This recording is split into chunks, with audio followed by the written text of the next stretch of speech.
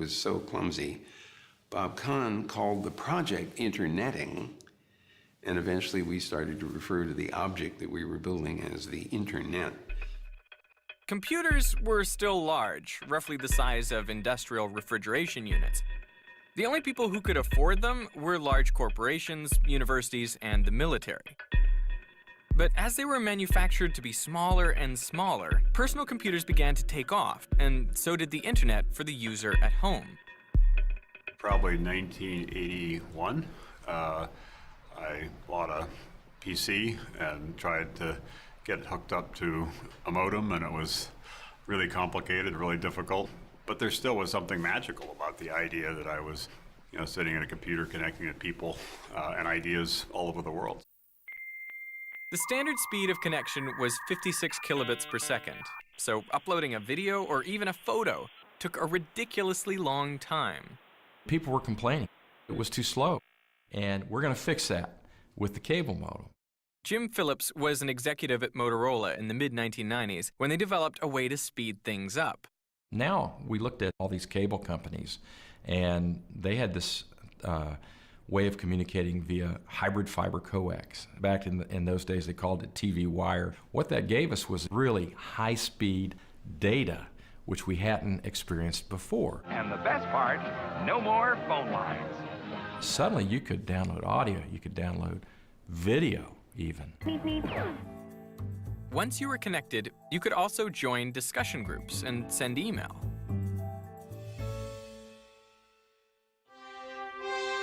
One dial-up service rose to the top.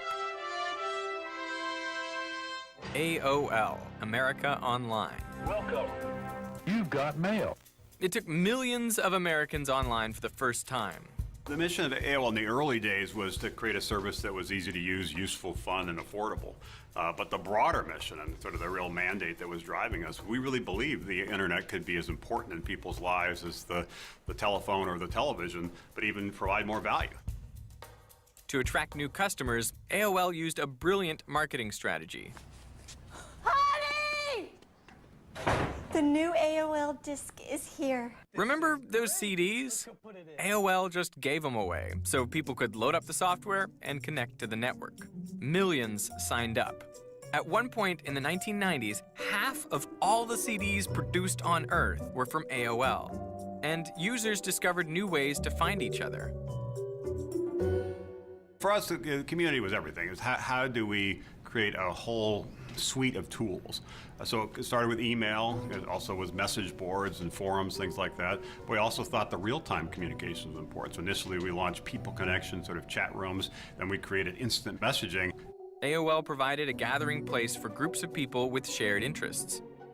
They could see all the traffic of so many communities coming online, so whether it was iVillage with women, or Blackberry Creek with young children, or Net Noir, the African-American community, LGBT community with Planet Out. I used to call it the two-thirds rule. More than two-thirds of their traffic was people just talking to each other in their platforms, in a chat room, message board, etc. I used to even joke that I'm kind of like not just the CEO of the company, I'm kind of the mayor of the community. We asked a question in 2004 of a lot of experts. What is the most surprising thing about the growth of the internet? And they said the spread of the web itself was what stunned them, just that so many people had so much to say. And of course, there's a lot of cat videos in that and a lot of cat pictures. Kittens, inspired by kittens. Meow. But there's also sort of profound sharing. My shirt matches the boxes behind me. I'm gonna change. Yeah, I think that's better, although I wonder if we can take it down a button. No. One of the most famous to upload his life is John Green. John's best-selling novel, The Fault in Our Stars, became a hit movie. But millions feel like they know him personally because for years he's run a YouTube channel. You're very, very tall. Yeah, I know, and very white in this picture. Including this one, which is enormously popular with his brother Hank. From January 1st to December 31st, 2007, John Green and his brother Hank ran a video blog project they called Brotherhood 2.0. Every day for the entire year, the brothers sent each other videos. Don't you know the whole world's already gone and reserved a copy at Amazon? How many more books could you sell? I got to hang out with John, and we reached out to Hank. And good morning, Hank. It's Thursday, May 5th. All right. One more time. Yeah, 1, 2, 3. Good morning, Hank. It's Thursday, May 5th. It's your birthday. Happy birthday. Cool. All right. I am rolling. We're rolling on sound. You see that? Yeah. You like that? Great. All right. Okay. So tell me how you decided to put your first video on YouTube. So late in 2006, my brother and I were talking on AOL Instant Messenger, and we were talking about how we never saw each other and we never talked on the phone. We only communicated textually. And we got this idea over Instant Messenger to stop communicating textually and only to communicate via videos that we made back and forth to each other every day. That was early. That was early days. Did you realize what you were doing at that point? No.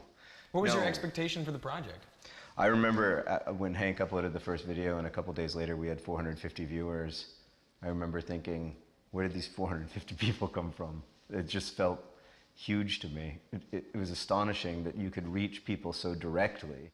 Off topic, but at the state fair, turkey legs are just so delicious. I wonder if velociraptor legs are good. Morning, Hank. It's Tuesday. Today's video is like nothing you ever bought at IKEA. It comes to you in only 2 parts.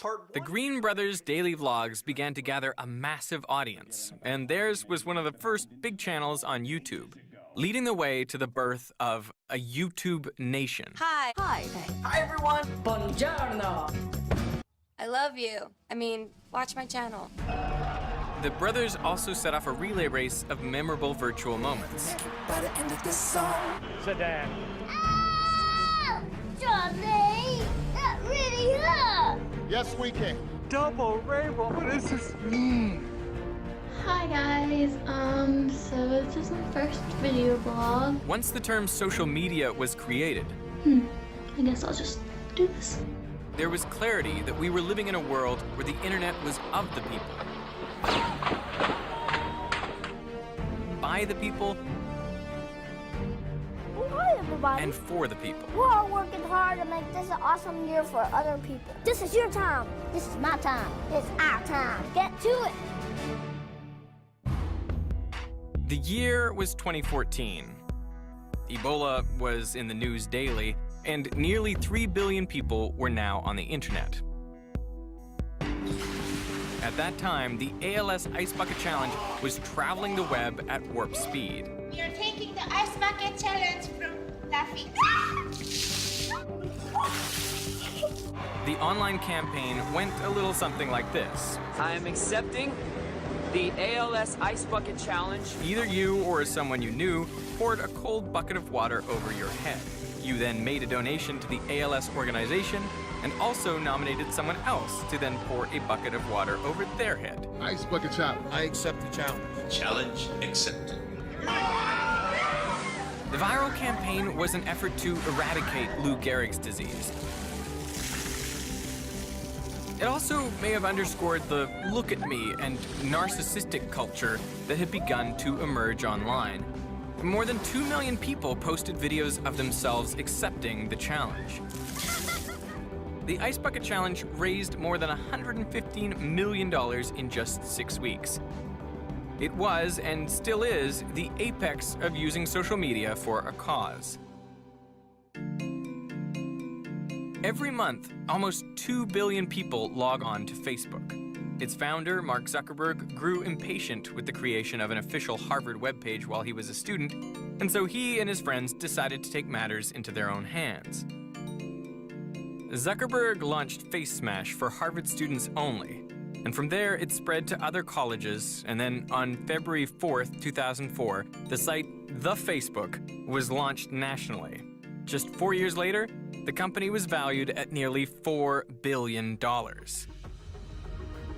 It's already hard to remember life before it, when we actually smiled at someone when we liked something, and tagging was just a kid's game. The online platform shifted our communication from emailing to broadcasting the content of our lives, and even if it went away tomorrow, it has forever changed the way we communicate. Facebook continued to experiment with the ways users could webcast. So when Facebook Live appeared, it enabled users to go live with whatever they were doing from wherever they were doing it, with the push of a button. And through it, we've had front row seats to everything. Okay, here we go.